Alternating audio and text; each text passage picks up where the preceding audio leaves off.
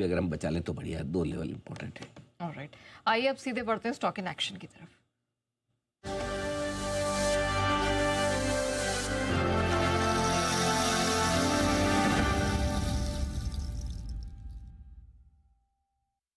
कौन सा stock radar पर है? पहले है हिंदुस्तान कॉपर।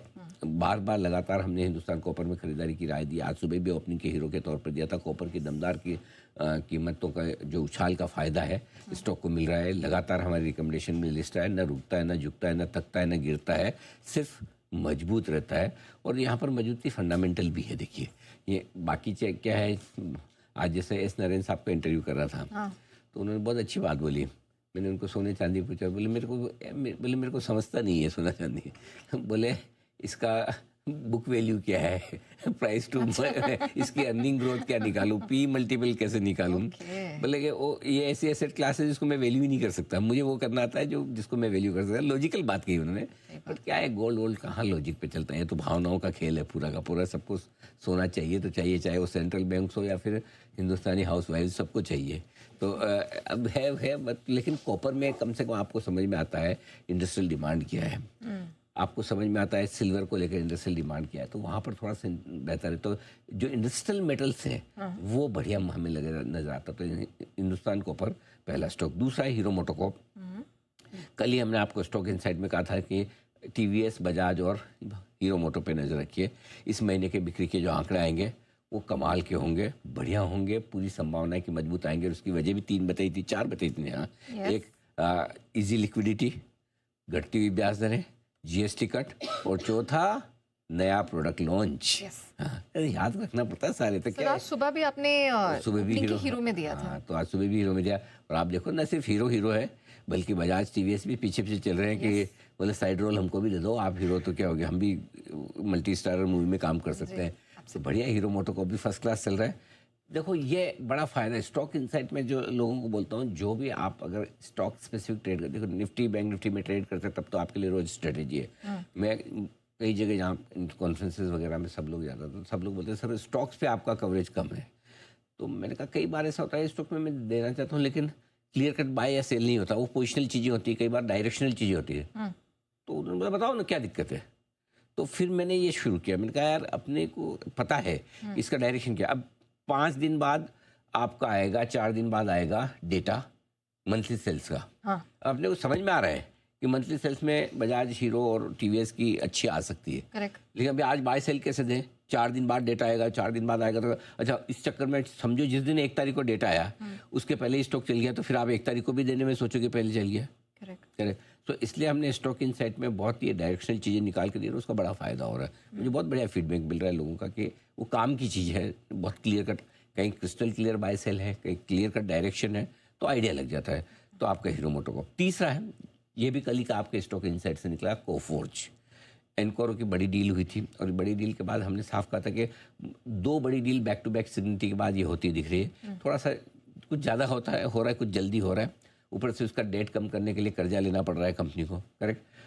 कंपनी अच्छी है, FY27 में EPS एक्रेटिव होगी, लेकिन बड़ी डील की इंटीग्रेशन वगैरह से पहले थोड़ा रहता ही है डाउट, जिसमें फंड रेज करना हो IT कंपनी को।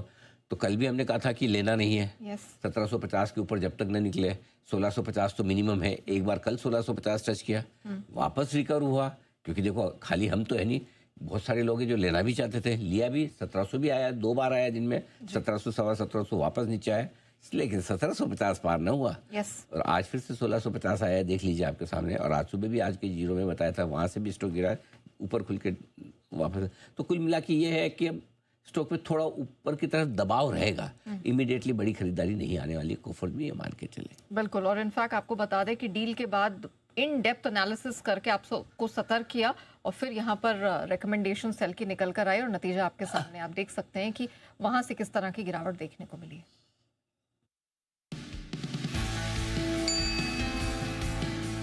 कोफोर्ज आज फिर से फंड जुटाने पर इनकी बोर्ड बैठक है और ये फंड जुटाने वाला आइडिया थोड़ा बाजार को कम समझ में आ रहा है। अगर कोई IT कंपनी पैसे जुटाने के लिए आती है तो थोड़ा लोगों को क्वेश्चन मार्क आता है, इसलिए आज थोड़ा दबाव में है। तो ठीक है, ये तो अब सबको पता है कि नया एक्विजिशन, अब नया एक्विजिशन कब और किसका करता है वो इम्पोर्टेंट हो।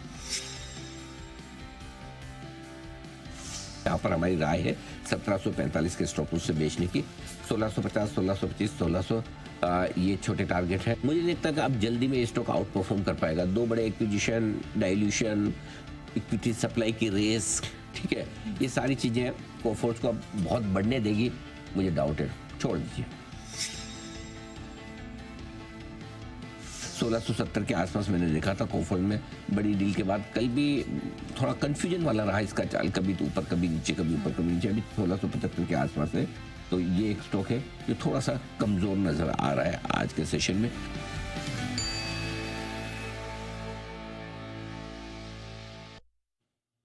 सर कोफोर्ज के बाद 2 स्टॉक और हैं, जल्दी से बता देता जी। हूँ। मज़गांव डॉक, डीएससी की मीटिंग के बाद, डिफेंस एक्विजिशन काउंसिल की मीटिंग के बाद आज हमने सुबह उम्मीद जताई थी कि थोड़ी प्रॉफिट बुकिंग आएगी इन सारे शेयरों में। आज आई भी है, सेल ऑन न्यूज़ वाला मामला हो गया है। सोलर इंडस्ट्रीज भी नीचे है, बाकी स्टॉक भी थोड़ी थोड़ी प्रॉफिट बुकिंग का शिकार हुआ है। तो भाई अगर बाजार को गिरना है तो कुछ तो गिरेगा ना। गिरने में कौन गिरेगा? जो जिनमें ट्रिगर खत्म हुआ है। जी। तो ये मज़गांव डॉक आज इस वजह से थोड़ा सा कमज़ोर हुआ है। एक और स्टॉक है इंटरेस्टिंग, जो हमने 2 दिन पहले भी नया सुबह दिया था ओपनिंग के हीरो में, आज फिर से बता रहा हूँ आपको। नायका, एफएसएन ई कॉमर्स वेंचर्स, अच्छे मंथली अपडेट की उम्मीद इस कंपनी से भी है। और आप देखिए सेकंड हाफ में बहुत बढ़िया, आज सुबह भी लाल निशान में था, आराम से मिल रहा था। परसों भी हमने दिया था, वहाँ से स्टॉक में एक अच्छा 2-3% का मूव ऑलरेडी आ चुका है। और हमें लगता है मतलब क्वार्टरली अपडेट अच्छा आना चाहिए। इस बार हम सारी ये रिटेल कंपनियों पर थोड़ा हम पॉजिटिव हो रहे हैं। आपने देखा भी होगा, कल सबसे पहले हमने जो इस साल की नई साल की पिक के तौर पर हमने ट्रेंड ही दिया था। तो मुझे लगता है कि इनके नंबर